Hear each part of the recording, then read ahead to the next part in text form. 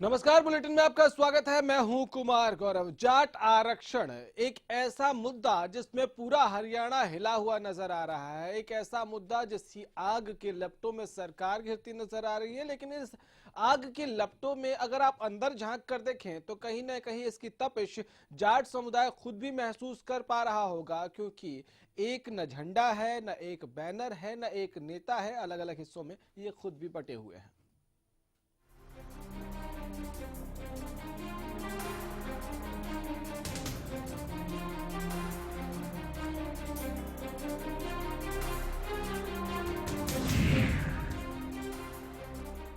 तो आज का दिन बहुत महत्वपूर्ण है जाट आरक्षण के इस आंदोलन को देखते हुए, क्योंकि कल सीएम के साथ बैठक हुई कई जाट प्रतिनिधियों की, और उन प्रतिनिधियों के साथ जो बैठक में बातचीत हुई, सरकार ने अपनी तरफ से जो फॉर्मूला सामने रखा उस पर कितनी सहमति बन पाती है। क्योंकि वहां जो प्रतिनिधि थे वो आज जाएंगे फील्ड में, जो लोग आंदोलन पर बैठे हैं उनसे बात करेंगे, और उसके बाद क्या रूपरेखा तय होती है इस आंदोलन की, उस लिहाज से बहुत महत्वपूर्ण है। लेकिन ज्यादातर जगहों से जो रिपोर्ट है वो यही है कि आंदोलनकारी मौसम खराब होने के बावजूद भी डटे हुए हैं, वो आर पार के मूड में है। ये रिपोर्ट देखिए।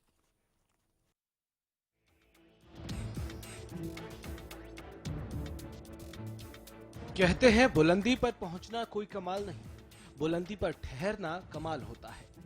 सत्ता के घमासान में सियासी दांवपेच के सहारे मनोहर लाल खट्टर सीएम तो बन गए, लेकिन आज खट्टर को सूबे की हालात देखकर यह अंदाजा जरूर हो गया होगा कि आखिर क्यों हरियाणा के पूर्व मुख्यमंत्री भूपेंद्र सिंह हुड्डा ने कहा था कि मुख्यमंत्री का मुकुट कांटों का ताज होता है। आरक्षण की आग में पूरा हरियाणा झुलस रहा है। पटरियां जाम हैं, सड़कें जाम हैं, हाईवे जाम हैं, एम्बुलेंस के पहिए जाम हैं, स्कूल बंद हैं, कॉलेज बंद, दूध सब्जियों की सप्लाई बंद। बावजूद इसके सरकार अब तक मजबूर नजर आ रही है। हालांकि आरक्षण की मांग को लेकर मचे बवाल को रोकने के लिए सरकार खूब हाथ पैर मार रही है। कभी कैबिनेट की बैठक में मंथन हो रहा है तो कभी जाट नेताओं को न्योत कर मनाने की कोशिश हो रही है, लेकिन फिर भी इस मसले का कोई हल दूर तक नजर नहीं आ रहा। जाटों के आंदोलन को रोकने के लिए सीएम ने बुधवार को चंडीगढ़ आवास पर जाट नेताओं और खाप प्रतिनिधियों को बातचीत के लिए आमंत्रित किया। बैठक में करीब 4 घंटे तक इस मसले पर चर्चा के बाद सहमति भी बनी, लेकिन सहमति के बावजूद भी आंदोलन जारी है। सरकार आर्थिक आधार पर आरक्षण का कोटा बढ़ाने को तैयार। आर्थिक आधार को सालाना 2.5 लाख से 6 लाख बढ़ाने पर राजी।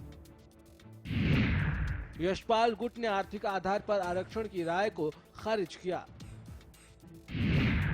यशपाल मलिक ने कहा कि हमें ओबीसी कोटे के ही अंदर आरक्षण चाहिए। हवा सिंह सांगवान ने भी सरकार के आर्थिक आधार के फॉर्मूले को नकारा। कुल मिलाकर सरकार के नए फॉर्मूले के बाद भी आंदोलन खत्म होता नहीं दिख रहा। साफ है कि सरकार के आरक्षण पर नए फॉर्मूले से जाट संतुष्ट नहीं है और उनका प्रदर्शन लगातार जारी है, लेकिन इस सब का खामियाजा जनता को भुगतना पड़ रहा है। रोहतक के सभी रास्ते 5 दिन से बंद, अधिकतर स्कूलों में छुट्टी, बहादुरगढ़ में ग्रामीणों ने सड़कें जाम की, नेशनल हाईवे 1 को जोड़ने वाला नाहरा नाहरी रोड भी जाम, सोनीपत में गुहाना रोड बाईपास जाम, गुहाना में पेड़ काटकर सड़कें की जाम, एम्बुलेंस तक को अस्पताल जाने का नहीं दिया रास्ता, भिवानी के 3 गांव में लगाया जाम, चरखी दादरी में फोगाट खाप ने चारों रास्ते किए बंद, नरवाना में भी रोड जाम। साफ है कि प्रदेश में हालात बद से बदतर होते जा रहे हैं, जिसके बाद सवाल उठने लाजमी है कि कब खत्म होगा जाटों का आंदोलन। क्या आज इस आंदोलन का निकलेगा कोई हल? क्या आज एक्शन मोड में दिखेगी सरकार? आंदोलन के लिहाज से आज का दिन बेहद खास हो सकता है। या तो आज सरकार बातचीत से इस आंदोलन की आग को शांत करने की कोशिश करेगी, या फिर आज आंदोलनकारियों को उखाड़ने के लिए आर्मी का सहारा लिया जा सकता है। ऐसे में देखना होगा कि आखिर आज क्या फैसला होता है। Bureau report, Haryana news. चलिए, तो आज के इस अहम दिन पर हम लगातार नजर बनाए हुए हैं और आज चर्चा भी इसी पर करेंगे। और इसके लिए सोमवीर श्योराण एडवोकेट हैं, खाप एक्सपर्ट हैं और जाट समुदाय के आंदोलन के पक्षधर भी हैं। सर, मुझे एक बात बताइए सोमवीर जी कि ये जो हो रहा है इससे आप कितने सहमत हैं? देखिए सर, सबसे पहले तो हम इसकी पृष्ठभूमि में जाएं कि आज रिजर्वेशन का स्टेटस क्या है हरियाणा में। रिजर्वेशन बेसिकली 2013 तक 47% थी, एससी की, एसटी की, सब मिला के। ठीक। 2013 में 2 नोटिफिकेशन हुए। एक नोटिफिकेशन था एससी बीसी में जाट व 4 अन्य जातियों को बैकवर्ड क्लास एसबीसी दे दिया गया, स्पेशल बैकवर्ड क्लास का दर्जा दिया, और वही सुविधाएं जो ओबीसी को थी वही सुविधाएं, वही क्रीमी लेयर 6 लाख तक के वो इंटाइटल होंगे, ये 10% दे दिया गया। उसके बाद एक दूसरा नोटिफिकेशन था, उसमें जो वीकर सेक्शन था, यानी कि जिसकी 2.5 लाख से पर ईयर इनकम कम थी, उनको 10% दिया गया, वो चाहे किसी भी जाति के हो। लेकिन इसके साथ ये प्रोविजन था कि वो जो कोई भी जाति या कोई समुदाय, कोई भी वर्ग अगर किसी भी टाइप का आरक्षण का बेनिफिट ले रहा है तो उसको इस 10% कोटे में शामिल नहीं, फैसिलिटी सुविधा नहीं मिलेगी। ठीक। अभी पिछले दिनों हाई कोर्ट ने इस सर मैं जो कह रहा हूँ, आज हम उसकी पृष्ठभूमि पर चर्चा नहीं कर रहे हैं, हम ये चर्चा कर रहे हैं कि जिस तरह से सड़कों पर उतरे हुए हैं जाट समुदाय के लोग, जिस तरह का आंदोलन हो रहा है, स्कूल बंद हो गए, कॉलेजेस बंद हो गए, सड़कें जाम है, किसी को कहीं इंपॉर्टेंट जाना हो नहीं जा सकते, कई जगह पे एम्बुलेंस आंदोलन का की वजह से फंसे रह गए, तो ये क्या लगता है आपको ये ठीक है? देखिए, आंदोलन और धरने प्रदर्शन लोकतंत्र की परंपरा, और लोकतंत्र में सबको हक है, ठीक, करना चाहिए, होना चाहिए, ये स्वस्थ लोकतांत्रिक परंपरा है, होना चाहिए। अब सवाल जहां तक है ये क्यों बैठे हैं, ये सब जग जाहिर है कि ये अपना आरक्षण चाहते हैं। ठीक। क्या ये एकजुट हैं? एक बात बताइए। देखिए, अभी कल सीएम साहब के साथ मीटिंग हुई है, जो जाट लीडर हैं, जाट संस्थाओं के हैं या जाट खाप के जो हैं, तो कल शाम को मीटिंग हुई है। कल वहाँ पे जो सेटल हुआ वो है ये एक मिनट तो क्या है कि ये लड़के ये जो नौजवान बैठे हैं, मांग इनकी जायज है, इसमें कोई शक नहीं है, कोई दो राय नहीं है, उस पे भी आऊंगा। हाँ, कोई इसमें दो राय नहीं, मांग जायज है। लेकिन मेरा कहने का मतलब ये है कि कल जो सीएम साहब के साथ तो सवाल का जवाब नहीं दे रहे, मैं सवाल कुछ और पूछ रहा हूं। वहीं आ रहा हूँ मैं एकजुट वाली बात बता रहा हूँ आपको। जब सीएम साहब से कल मुलाकात हुई, 100 से 150 तक के लोग, गणमान्य लोग जो जाट लीडर हैं या जो पिछले दिन संस्थाओं को हैं, जिनको कम्युनिटी का स्वभाव का आंदोलन में जुड़े हुए हैं, 6 से कोई 8 से कोई 11 से, उन सब लोगों को कल वहां पे न्योते पे गया था। बड़ी तर्क वितर्क, आदान प्रदान, सारी चीजें होके, कभी गर्म हुआ कभी ठंडा हुआ, कर करा के, और वो जो है एक रास्ता निकाला सीएम साहब और उनकी सरकार ने। ओपी धनखड़ साहब थे, बड़ा अच्छा उन्होंने वो किया, कैप्टन अभिमन्यु साहब थे, तो उन्होंने जो ये रास्ता निकाला और ये फार्मूला कल दिया कि 10% जो थी उसमें पहले तो जाटों का था नहीं, क्योंकि वो तो स्टे हो गया था, वो 20 में दे देते हैं। 20% दे देते हैं और 2.5 लाख को 6 लाख कर देते हैं, जो एसबीसी में था। यानी मोटे तौर से आप एकजुट हैं, रफली ये कह लीजिए, एक मिनट, तो रफली आप ये कह लीजिए कि वो लोग वहां से सभी लोग थे, वो संतुष्ट होके बात होके आगे। अब उन लोगों ने ये उस बाहर निकलने के बाद विचार विमर्श किया, जो सीनियर लोग हो, वरिष्ठ नागरिक हैं, जाट सभा ने, उन्होंने ये किया कि भाई अब हम डोर टू डोर जाएंगे, जहाँ पे ये नौजवान लगाए बैठे हैं, जहाँ पे धरना प्रदर्शन हो रहा है, कहीं जाम लगा है, जो भी है, जहाँ भी है, उनसे जाएंगे और उनसे बातचीत करेंगे। और पहले इनको ये सलाह दी गई थी कि आप एम्बुलेंस को ठीक है। अनिल मोर हमारे संवाददाता हैं, इस वक्त ग्राउंड जीरो से हमारे साथ हैं। अनिल, मुझे एक बात बताइए, वहां क्या तस्वीर नजर आ रही है? आंदोलन के लिहाज से आज बहुत महत्वपूर्ण दिन है, क्या कुछ चहल पहल है वहां?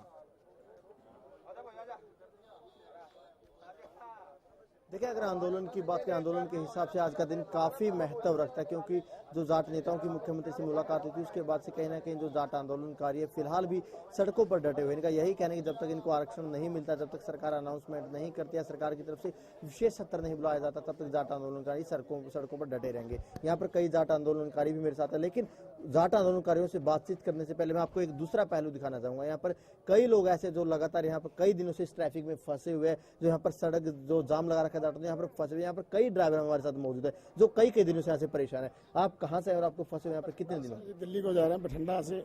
गाड़ी कंपनी ने बेच दी, गाड़ी छोड़ने जा रहे थे। आज 4-5 दिन हो गए थे। 15 तारीख की 12 बजे रात को खड़े हैं इधर। खाने के लिए पैसा भी नहीं हमारे पास, इधर जाम में खड़े हैं। इनके पास खाने के लिए पैसा नहीं है, इनकी कहीं ना कहीं आप बीते हैं, इनका दर्द है। आपकी गाड़ी में क्या माल है? आप कहाँ से आए? हमारे पास तूड़ा है जी, गौशाला के तूड़ा है जी, बवाना के। 4 दिन हो गए हम यहाँ से आए हुए हैं। फल सब्जियों की भी कई गाड़ियां यहाँ पर फंसी हुई है, जो फल सब्जियों की गाड़ियां फंसी है वो भी कई दिन से फंसी हुई है यहाँ पर। हाँ जी, सब्जियों की और दूध दही वाली भी गाड़ी फंस रही है इधर, और सब्जी वाली भी गाड़ी किन्नू लोड कर रखे जिसने, उनकी कोई सुनवाई नहीं हो रही गाड़ी की। अगले माल व्यापारी को बोलते हैं, वो कहता है भाड़ा भी नहीं मिलेगा, गाड़ी रोकेंगे, ऐसे करेंगे। देखिए, इन ड्राइवर का दर्द है, इनकी गाड़ी तकरीबन काफी माल है जो लगातार खराब हो रहा है, जो फल सब्जियां वो खराब हो रही है, कहीं ना कहीं इनका दर्द है। यही बात मैं इन जाट नेताओं से जानना चाहूंगा। सिंधु साहब, अगर आपसे यही जानना चाहूंगा, आपने खुद सुना जो ड्राइवर इनकी परेशानियां, गाड़ी में फल सब्जियां हैं, गैस है, वो खराब हो रहे हैं, कहीं ना कहीं जो रोजमर्रा की जरूरत की चीज है उनका कहीं ना कहीं टोटा पड़ने वाला आने वाले दिनों में पड़ चुका है। नहीं, जो ये स्टेटमेंट ट्रक ड्राइवर ने दिया बिल्कुल झूठ है। आप एक बार देखिए, ये यहाँ पे हमारा खुद देख चुका हूँ, मैं खुद देख चुका हूँ, गाड़ी में गया, मैंने खुद देख।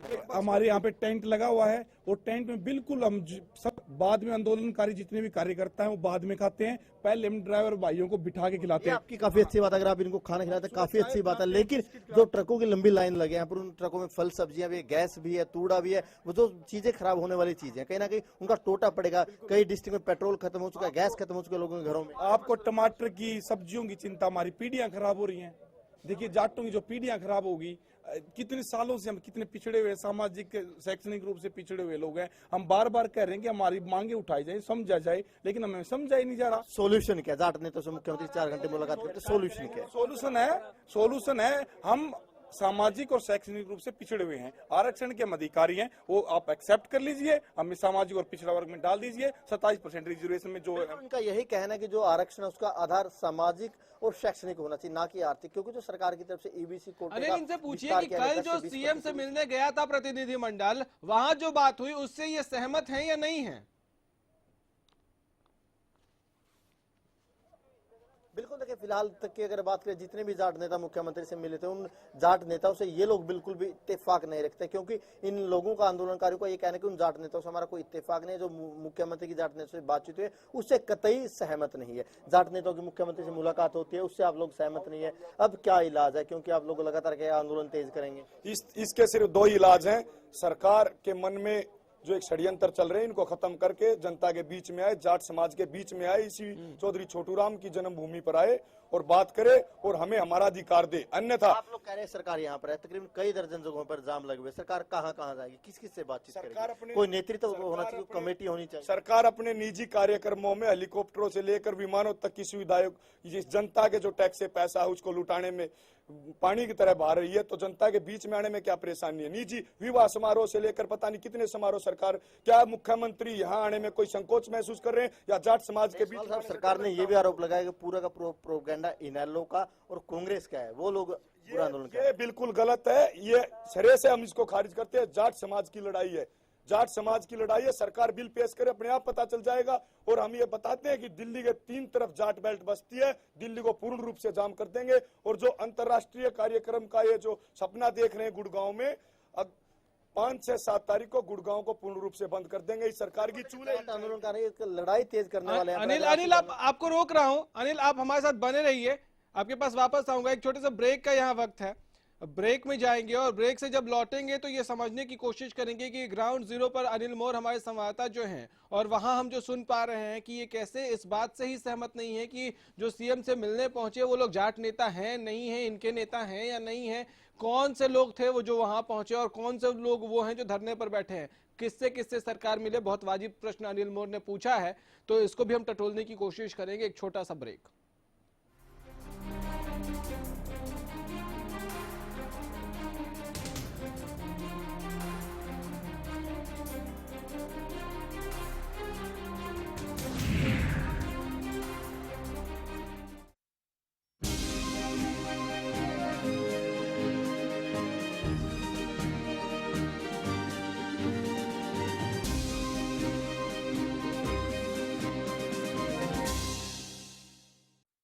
First wish pregnancy test kit. अब घर बैठे माँ बनने की खुशी को करें पक्का, सिर्फ 5 मिनटों में। अब आपकी फर्स्ट विश हेल्ब्रेडे फर्स्ट विश। सरकारी नौकरी मिलती नहीं या आप लेते नहीं, बेरोजगार रहने के 2 कारण हैं। या तो आप कोशिश नहीं कर रहे या आपकी दिशा गलत है। सरकारी नौकरी कैसे पाई जा सकती है, देखिए हमारा खास कार्यक्रम कैसे पाएं सरकारी नौकरी, हर रोज दोपहर 2:30 बजे।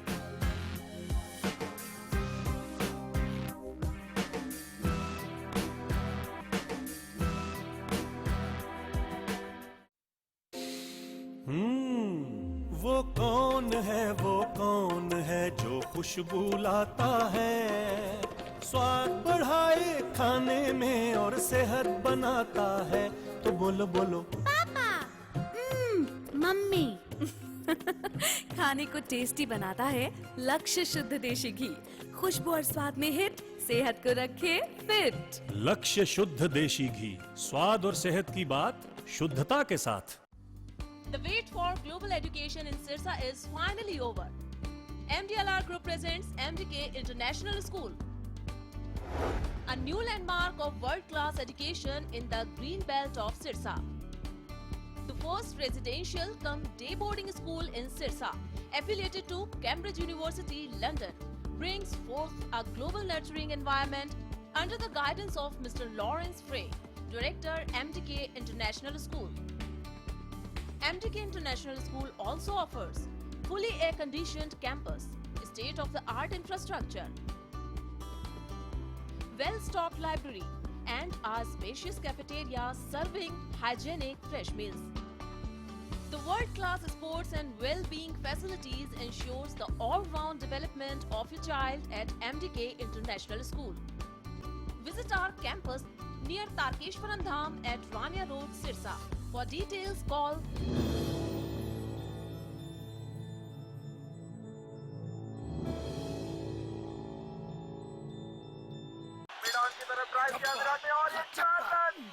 एक इम्पोर्टेंट मैसेज, अगर आप क्रिकेट के फैन हैं तो जल्द से जल्द सेट टॉप बॉक्स लगवा लीजिए। क्यों भाई? क्योंकि सेट टॉप बॉक्स लगवाने की आखिरी तारीख निकल चुकी है। तो अब क्रिकेट कभी भी बंद हो सकता है। क्रिकेट बंद? क्या बोल रहा है तू? अरे क्रिकेट बिना जिंदगी कैसे कटेगी भाई? अब ये भी बता दे सेट टॉप बॉक्स कौन सा लगाना है? भाई सिंपल है, सेट टॉप बॉक्स मतलब डिश टीवी, क्योंकि डिश टीवी ही 10 करोड़ लोगों की पसंद है। इंडिया का सबसे भरोसेमंद DTH ब्रांड भी यही है।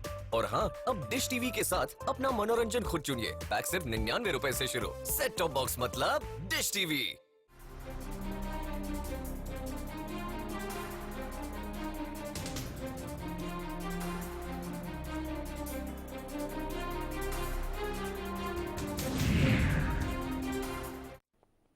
ब्रेक के बाद एक बार फिर से आपका स्वागत है। सोमवीर शिवराण जी हमारे साथ स्टूडियो में मौजूद है। सोमवीर जी, मुझे एक बात बताइए, जाट समुदाय जो आंदोलनरत है, क्या उसमें एकजुटता है? ये सवाल मैंने पहले भी आपसे पूछा था, आपने इसका जवाब नहीं दिया था।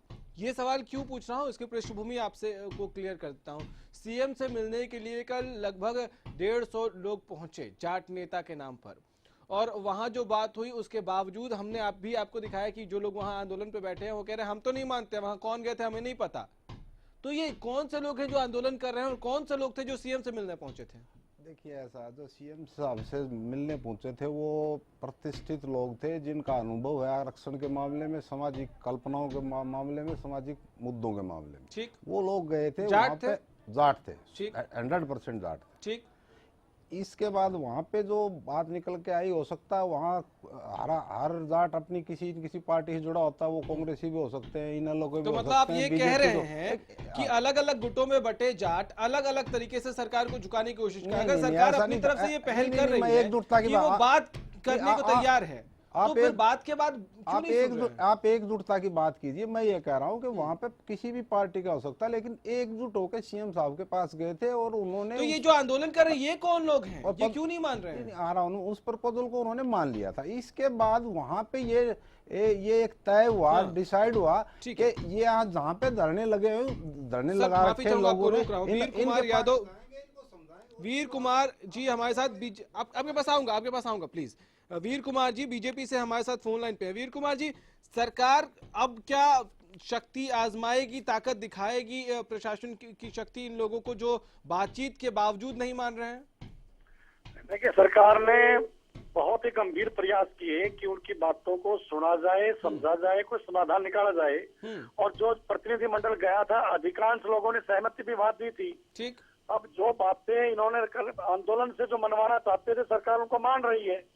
अब मैं समझता हूँ सरकार इस पर कोई मंथन करेगी कि आगे इसका क्या समाधान निकले। तो ज्यादा तो सरकार कोई ना कोई वीर जी नहीं, मैंने ये सवाल नहीं पूछा। मैं ये पूछ रहा हूँ कि सरकार ने बातचीत का रास्ता अख्तियार कर लिया, उसके बावजूद कई ऐसे जगह हैं जहां आंदोलन कर रहे हैं लोग। ये कह रहे हैं कि सीएम से मिलने कौन गया हमें नहीं पता, हम तो आंदोलन जारी रखेंगे, सरकार को यहाँ के बात करना पड़ेगा, नहीं तो हम हैपनिंग हरियाणा में भी के वक्त भी चक्का जाम कर देंगे, सारी सड़कें जाम कर देंगे। कैसे निपटेगी सरकार? तो कर क्या देंगे, तो कर भी रहे हैं। ये बड़ी दुर्भाग्यपूर्ण स्थिति है कि आप अपनी बात को जहाँ करनी चाहिए वहाँ कैसे निपटेगी सरकार? तो उस पर सरकार कोई रास्ता निकालेगी। सरकार सोचेगी। कब निकालेगी सर? आम जनता बहुत त्रस्त हो गई। सरकार तो आम जनता के हित के लिए, आम जनता की सुविधा के लिए, और जब जनता को सुविधा होती तो सरकार को मजबूरन हर प्रकार के कदम उठाने। कृष्णमूर्ति हुड्डा जी, आपको लगता है कि आज जो हो रहा है इसके लिए दोषी आप ही हैं, आपकी पार्टी है? बिल्कुल, हम लोग दोषी नहीं है, दोषी है भारतीय जनता पार्टी। आज रोहतक में स्थिति है कि हमारे पास, मैं आपको सुप्रीम कोर्ट की टिप्पणी याद दिलाऊंगा। उसमें जो आपने रिपोर्ट दायर की थी उसमें सुप्रीम कोर्ट ने साफ बहुत सारी चीजें, कमियां गिनाई थी। वो कमियां आप नहीं छोड़ते तो ये नहीं होता आज। देखिए, भारतीय जनता पार्टी के जो नहीं कांग्रेस की बात करिए, है उसके वकीलों ने कांग्रेस की बात पैरवी नहीं की, कांग्रेस की बात जिसकी वजह से ये आरक्षण का मामला फेल हुआ। चलिए, बहुत शुक्रिया आप दोनों का हमारे साथ जुड़ने के लिए। वक्त कम ही है हमारे पास इस शो में आज। अनिल मोर हमारे साथ है। अनिल, उनसे एक बार पूछिए कि आखिर वो लोग कौन थे जो सीएम से मिलने गए थे और वो लोग कौन है जो यहाँ आंदोलन कर रहे हैं? दोनों अलग अलग समुदाय के लोग हैं? बिल्कुल, देखिए, अगर जाटों के इस पूरे के पूरे आंदोलन की बात करें कि ऐसा आंदोलन है जिसका कोई नेतृत्व नहीं, बिल्कुल असंगठित ये आंदोलन है। जो जाट नेता मुख्यमंत्री साहब से मिले थे, अगर मैं आपसे यही जानना चाहूंगा, जो जाट नेता सीएम साहब से मिले थे, कहीं ना कहीं कुछ ने संतुष्टि दिखाई, कुछ ने असंतुष्टि दिखाई, तो आप लोग क्यों नहीं माने? सरकार ने बातचीत के रास्ते सारे खोल रखे आप लोगों के लिए, फिर भी आप नहीं मान रहे। हम जो जाट नेता गए थे उनसे इत्तेफाक नहीं रखते हैं। हम जो यहाँ बैठे हैं, हमने ये कहा था कि हमें आर्थिक रूप से जो आरक्षण देना जा रहा है हम उससे इत्तेफाक नहीं रखते। हमें तो बीसीए में यहाँ मिलाया जाए हरियाणा में, और प्रस्ताव केंद्र सरकार को भेजा जाए कि जो ओबीसी में इनको शामिल कर लिया जाए। हम इस बात पे यहाँ डटे हुए हैं। जो हमारी माताएं, बहनें, बुजुर्ग, नौजवान, हम यही सालों से लड़ाई लड़ रहे हैं जाटों के लिए। जाट नेता तकरीबन 100 से ज्यादा थे, वो उनसे आपको इत्तेफाक नहीं रखते। ये कैसा आंदोलन है जो सालों से लड़ाई लड़ते आ रहे हैं? और आपने तो आंदोलन 3 दिन पहले शुरू किया यहाँ पे। देखो, जो सालों से लड़ाई लड़ रहे थे, अगर वो सच्चाई की लड़ाई 1 मिनट के लिए भी लड़ते तो आरक्षण हमारे को मिल जाता। वो क्या होता है, वो वहां जाते हैं, सरकार से सहमत हो जाते हैं, जो अब की बार नौजवान ने बेड़ा उठाया है ये पार ले जाएगा। चलिए, शुक्रिया अनिल, इस कार्यक्रम में इतना ही वक्त है। बहुत शुक्रिया आपका हमारे साथ जुड़ने के लिए और तमाम जानकारियों के लिए। ये ग्राउंड जीरो से अनिल मोर हमारे संवाददाता दिखाते। शौरान जी, बहुत सारे सवाल उठते हैं। पहली बात यह कि जो लोग गए थे उनसे हम सहमत नहीं हैं, और जो आंदोलन सांपला में हो रहा है, क्या वही जाट समुदाय के ठेकेदार लोग हैं, वही तय करेंगे? बाकी जो लोग हैं वो जाट समुदाय के नहीं थे? ऐसा है, एक दिन पहले परसों एक मीटिंग हुई इनकी खाप प्रतिनिधियों की और इनकी जाट भवन रोहतक में। उस टाइम ये प्रस्ताव पास किया कि इनको कल तक ये समझाया जाए कि भाई आप इमरजेंसी जो सेवाएं हैं, दूसरी जो किसी की शादी है, कोई डेथ के उसमें जा रहा है, उसको आप एग्जाम्प्ट कर दिए, उसको जाने दीजिए। तो ये लोगों ने 1-2 को छोड़ दीजिए आप। ये तो आपको पता हर सोसाइटी में होता है, हर आंदोलन होता है, कोई भी हो, शादी है, जहाँ भी हो। लेकिन 1-2 को छोड़ के, जैसे मोर साहब ने दिखाया, मैं देख रहा हूँ, लेकिन इनको छोड़ के उन्होंने ये बात मान ली। अब आइए कल की बात पे। कल आप एकजुट की बात करें। एकजुट होने का आपने टाइम ही कहाँ दिया? कल जो है, कल बात हुई, बाहर निकल के तय हुआ, खाप और संस्थाओं ने तय किया। आज टेक्नोलॉजी इतनी एडवांस्ड है। नहीं, ये साफ साफ कह रहे हैं कि कौन लोग गए हैं, हमें कोई मतलब नहीं है। नहीं, आप एक्सेप्शन को छोड़ दीजिए, 1-2 को छोड़ दीजिए आप। तो ये जाट समुदाय के आंदोलन को खराब कर रहे हैं, आप ये कहेंगे? कोई जाट से बाहर नहीं, हम नहीं कहते जाट से बाहर, लेकिन उसको छोड़ दीजिए। लेकिन वहां तय ये हुआ कि जितने भी ये सीनियर, सुना आपने, ये भी सुना ना कि जो लोग सीएम से मिलने गए वो क्या कह रहे हैं, जाट समुदाय के जो वहां लोग खड़े हैं वो कह रहे हैं कि वो अगर सच्चाई की लड़ाई लड़ते 1 मिनट के लिए भी तो हमें आरक्षण मिल जाता। इसका मतलब जो लोग सीएम से मिलने गए वो सच्चाई की लड़ाई नहीं लड़ रहे हैं। वो उनकी व्यक्तिगत राय है, व्यक्तिगत राय कैसे हो सकती है? मेरा मतलब कहने का सिंपल सा ही है कि कल ये तय हुआ, आज ये लोग जो तो फिर जाट समुदाय को ये कहना चाहिए कि सापला में जो लोग आंदोलन पे बैठे हैं वो जाट समुदाय उनका बहिष्कार करता है। आप कहिए। देखिए आप थोड़ा सा वेट कीजिए, मैं कर रहा हूँ, मेरी सुन लो। क्या है कि कल ये तय हुआ कि ये बूथ में जाएंगे, कमेटी बनेगी, जाट जितने भी कल लोग जो मिल के आए थे एक एक करके 2-2 के समूह में जहाँ पे जाम लगा रखा है वहां जाएंगे, उनको समझाएंगे, उसके बाद उनसे। अरे सर ये तो साफ कह रहे हैं। चलिए वक्त इतना ही है, शुक्रिया आपका हमारे साथ जुड़ने के लिए। लेकिन बहुत सारे सवाल रह जाते हैं जिनका जवाब ढूंढ रहा है समाज, जवाब ढूंढ रहा है हरियाणा, जवाब ढूंढ रही है सरकार कि आखिर अगर जाट आंदोलन के विषय में बात करनी है तो किससे करे, क्योंकि जिनसे बात की उनके बारे में जाट आंदोलन में शामिल, सड़क जाम में शामिल जाट समुदाय के लोग ही कह रहे हैं कि हम तो जानते भी नहीं कौन लोग हैं और हम उनकी बात नहीं मानते हैं। तो क्या सरकार को, क्या सीएम को हर जगह जाके पेड़ खुद ही उठाना पड़ेगा सड़क पर जहां गिरा रखा है? क्या सीएम साहब, खट्टर साहब को खुद ही जाके हर पत्थर चुन के उठाना होगा? और क्या यही चाहता है जाट समुदाय? बहुत सारे सवाल हैं जिनके सवालों के जवाब जाट समुदाय को खुद भी ढूंढना होगा। उनका नेता कौन है और लड़ाई कैसे जाएगी, कहां जाएगी? फिलहाल इतना ही, इजाजत दीजिए, नमस्कार।